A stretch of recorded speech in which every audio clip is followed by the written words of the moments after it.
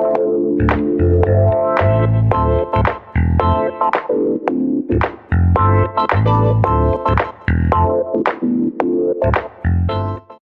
and welcome back to London. Let's crack on and talk about what could be the biggest story of the week, US GDP. I've been to the brand new offices of ETX Capital to speak to Ishaq Siddiqi.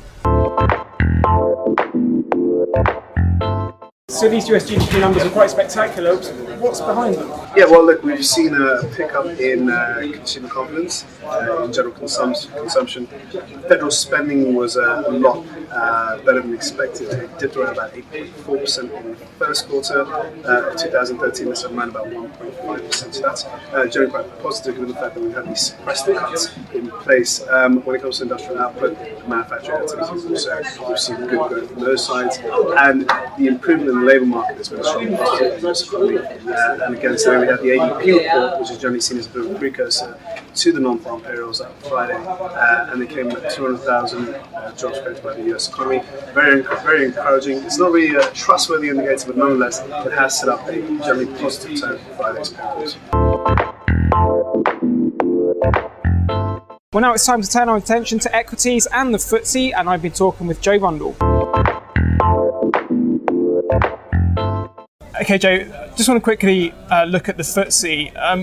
Previously, we saw a big sell-off on these tapering fears. Now we've got these US GDP figures. Surely that gives a leg up to the FTSE.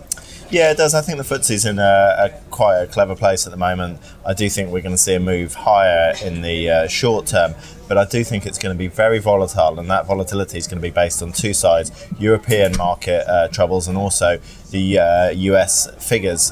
Are we in a situation where good is good or good is bad?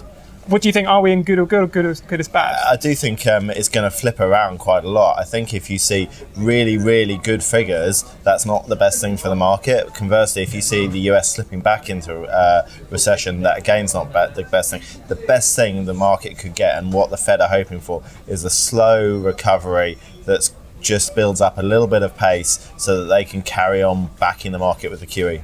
I'm just wondering what traders do in this situation, because it's quite a ridiculous scenario trying to figure out if good is good is bad. So in the morning, what does the trader have to look at? Well, I think it's the economic figure of the day, and it depends definitely on the sentiment. Sentiment is changing around, but it is a great trader's market because you have got this volatility, and one day you've got the opportunity to really change your trading strategy depending on the sentiment, and that does change very quickly. So I think the trade at the moment is to buy any dips for a longer term move upwards, but you do have to be prepared to take a little bit of pain. We've been around this 6,600 level for a while now. Are we going to move up to 6.7, 6.8? Yeah, I think it's in a very tight range at the moment, so it will be range bound, I think, during the summer in the very quiet period.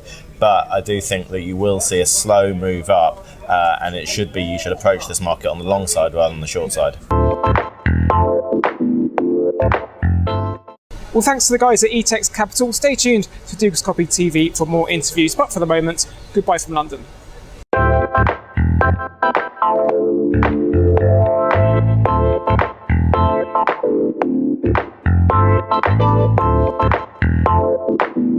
Thank you.